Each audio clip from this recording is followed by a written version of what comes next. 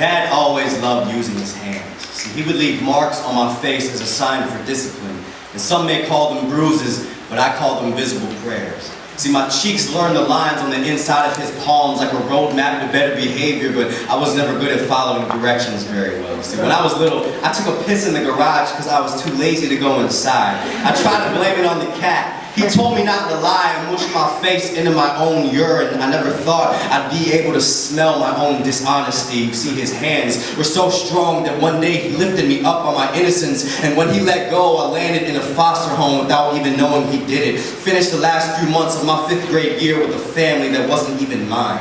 See, sometimes my emotions would explode like a gunshot, and I'd watch tears race each other down to my jawline because it felt like my heart and his English were the only thing we had in common. Both broken like a record spinning the soundtrack to my family's harmony. But when I returned home that summer and things finally started to get back to normal, I was told that he was diagnosed with cancer, and I realized that things are just getting started. See, while he was in the hospital, his hair began to wear thin, like the line between discipline and abuse. My mother used to caress him like an instrument, plucking the hair strands like harp strings that were tired of playing love songs. The radiation showed in his gums. They began to bleed courageously like the stab wounds in Caesar's back. See, while he was in the army, he used to be a long-range rifle shooter. At one point, he was the best in Japan. He would practice with patience and precision back when his hands were controllable. He would always tell me, before every single match, he would chant and recite in his head,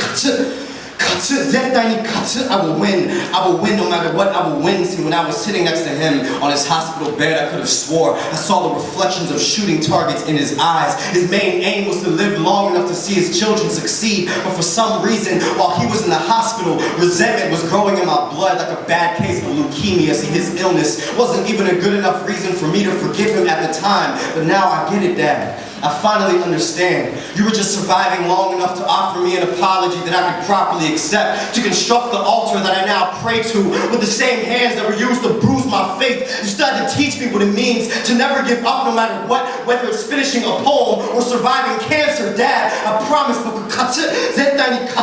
will win. No matter what, I will win. How dare I resent the man that taught me how to pray when I know people who never had a father in the first place. So thank you for your broken English that reminds me I'm Japanese, for the spots on your arms from overcoming cancer that remind me I'm still breathing, and for all of those little things, because nowadays he gives me haircuts. And he claims that they're perfect every single time, but every now and then he'll leave a patch on the backside of my head, about the same size as the bruises he used to leave on my face.